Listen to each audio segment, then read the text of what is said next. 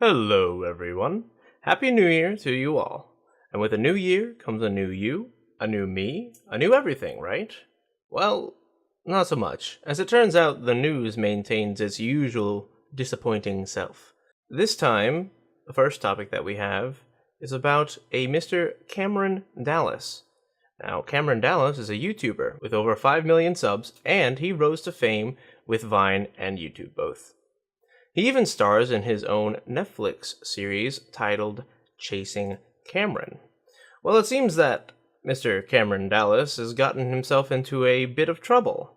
As NBC News reports, social media star Cameron Dallas arrested for allegedly punching man in the face.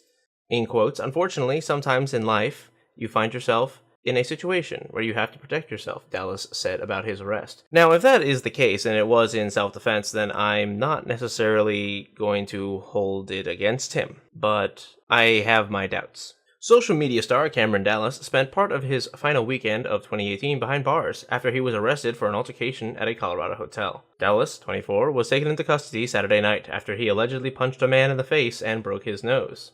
He writes, "Unfortunately, sometimes in life, you find yourself in a situation where you have to protect yourself and the people you care about," he wrote on Twitter alongside his mugshot.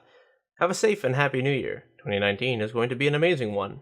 That's some balls to be saying alongside your mugshot after you got arrested. Yep, this year's gonna be good.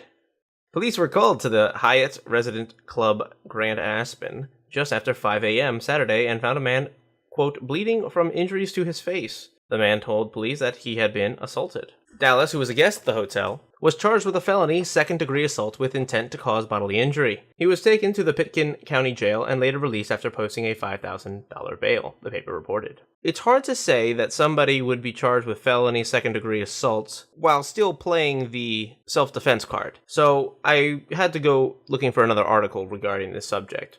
Here on the Aspen Times, unfortunately, doesn't give a whole lot more information. Apparently, Aspen police officers responded to an ambulance call at the Hyatt Residence Club Grand Aspen at 5:10. Oh, now we're getting more specific. Officers investigated the claim and later arrested Dallas, who was staying at the hotel, according to the release. Dallas allegedly punched the other man in the face and broke his nose, Aspen Police Sergeant Rick Magnuson said Sunday. But they refused Monday to release any other details about the incident. So, maybe we'll have to watch and see how this one goes. But that's not all of the strange news that we have on this new year. There is some news that you guys actually may already know about. And this is about the US Strategic Command and their awkward Twitter message for New Year's. US Strategic Command apologizes for joke about dropping bombs for New Year's. The US Strategic Command is apologizing for a New Year's Eve tweet that suggested it was ready to drop a bomb. The tweet, since deleted, noted the annual ball drop to ring in the new year, then said, if ever needed, we are #ready to drop something much bigger. As you see here on the actual tweet, it says, Times Square tradition rings in the new year by dropping the big ball. If ever needed, we are ready to drop something much, much bigger.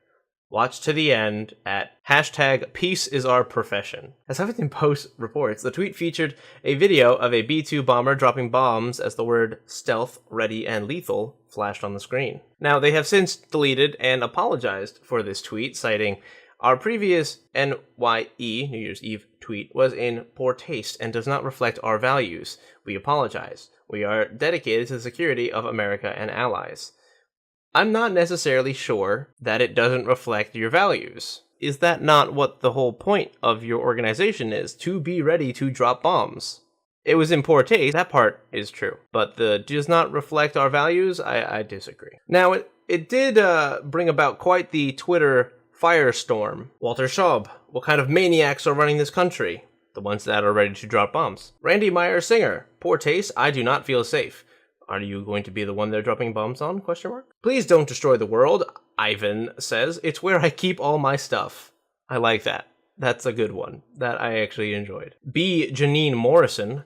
Your tweet goes beyond needing an apology. What kind of people are you letting represent you? The ones who are ready to drop bombs to defend you. Duh. I love how it keeps going. You alarmed many Americans with your tweet about bombing. Just in general, bombing. It's one of those things that people are scared about hearing, especially when it's in defense of your nation. Oh well.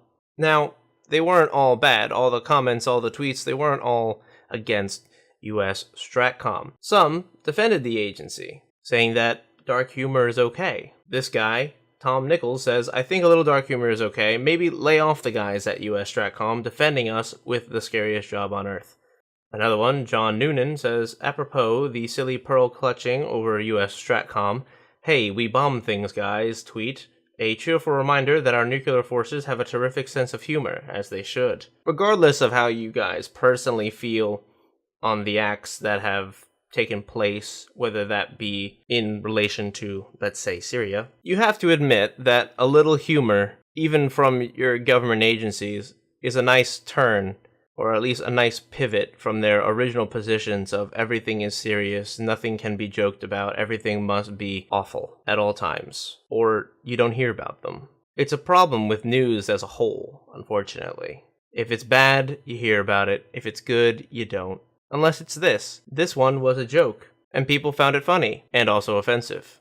That's a win in my book. You get to hear about a joke in the news. I hope 2019 continues with things like this.